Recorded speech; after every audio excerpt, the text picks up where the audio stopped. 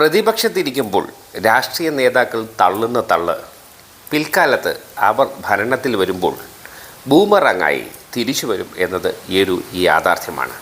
പ്രത്യേകിച്ച് ഈ social media പ്രചാരത്തിലിരിക്കുന്ന ഈ ആധുനിക ലോകത്ത് പണ്ട് പറഞ്ഞ കാര്യങ്ങൾ ഇപ്പോൾ, അതായത് പ്രതിപക്ഷത്തായിരുന്നപ്പോൾ എന്ത് അപരാധമാണോ ഭരണകക്ഷി ചെയ്തത്, അല്ലെങ്കിൽ എന്ത് പോരായ്മയാണോ ചെയ്തത്, അത് എടുത്തു പറഞ്ഞ് ഭരണത്തിൽ വരികയും അതേ വിവരക്കേട് തന്നെ അല്ലെങ്കിൽ അതേ അബദ്ധം തന്നെ ചെയ്യുകയും ചെയ്യുമ്പോൾ ഈ രാഷ്ട്രീയക്കാർ പറഞ്ഞതിന് വല്ല അർത്ഥമുണ്ടോ?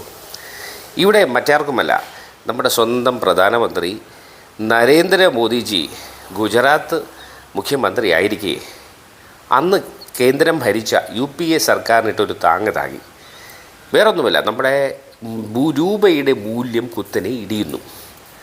അയൽ രാജ്യങ്ങളിലെ രൂപ, അവിടുത്തെ നാണയം സ്ഥിരത നേടുമ്പോൾ എന്തുകൊണ്ട് ഇന്ത്യയുടെ, ഭാരതത്തിൻ്റെ രൂപയുടെ മൂല്യം ഇടിയുന്നു എന്നതിന് അദ്ദേഹം പറഞ്ഞത് ഇങ്ങനെയാണ്. അത് നമുക്കൊന്ന് ശ്രദ്ധിച്ചു നോക്കാം. जिस प्रकार से डॉलर मजबूत होता जा रहा है, रुपया कमजोर होता जा रहा है, विश्व व्यापार में भारत टिक नहीं पाएगा और दिल्ली की सरकार जवाब नहीं दे रही है कि नेपाल का रुपया कोई प्रॉब्लम नहीं है, बांग्लादेश की करेंसी को कोई प्रॉब्लम नहीं है, पाकिस्तान की करेंसी को कोई प्रॉब्लम नहीं है, श्रीलंका की करेंसी को कोई प्रॉब्लम नहीं है, हमारे अड़ोस पड़ोस में छोटे छोटे देशों को भी डॉलर के मुकाबले में कोई नुकसान नहीं हो रहा है।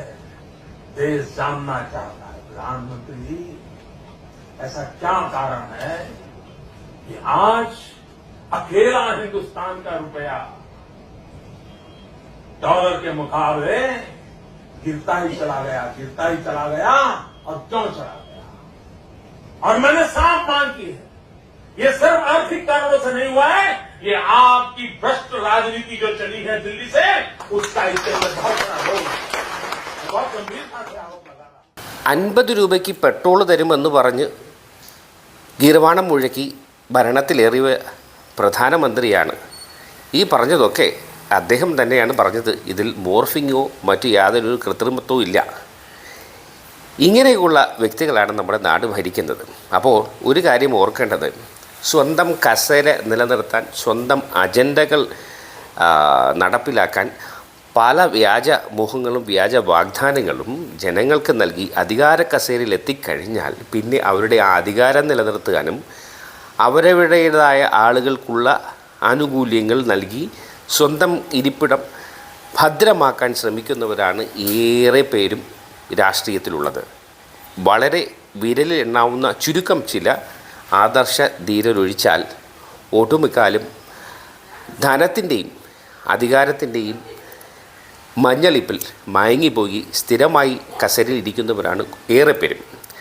ഒരു പാർട്ടിയിൽ നിന്ന് മറ്റൊരു പാർട്ടിയിലേക്ക് ചാടി എപ്പോഴും കസേരയിലിരിക്കുന്ന ഒരു ശീലമായിരിക്കുന്നു നമ്മുടെ ഭാരതത്തിൻ്റെ ഇന്നത്തെ അവസ്ഥ. അപ്പോൾ നമ്മുടെ ഇലക്ഷൻ വളരെ അടുത്ത നാളുകളാണ്. ഇനി ഏതാനും ദിവസങ്ങൾ മാത്രമേ നമ്മുടെ വോട്ടെടുപ്പ്, അതായത് ഏപ്രിൽ 9-നാണ് ഇലക്ഷൻ.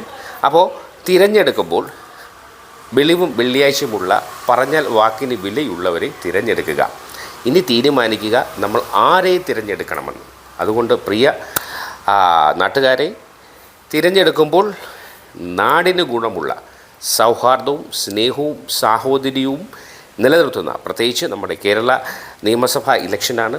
നമ്മൾക്കൊരു പാരമ്പര്യമുണ്ട്, മലയാളിക്കൊരു പാരമ്പര്യമുണ്ട്, സൗഹാർദ്ദം. റംസാനായാലും ഓണമായാലും ക്രിസ്മസ് ആയാലും ഒരേ ഇലയിൽ ഒരുമിച്ചിരുന്ന് ഉണ്ണുന്നവരാണ് നമ്മൾ മലയാളികൾ. ലോകം മുഴുവൻ മലയാളികളുടെ പ്രശസ്തി വളരെ വലുതാണ്. ആ പ്രശസ്തിക്ക് മലയാളിയുടെ ആ ഒരു അന്തസ്സിന് കോട്ടം വരുന്ന ഒന്നും ചെയ്യാൻ നാം മുതിരരുത്. നമ്മൾ മലയാളികളാണ്, അത് നമ്മൾ തെളിയിക്കണം.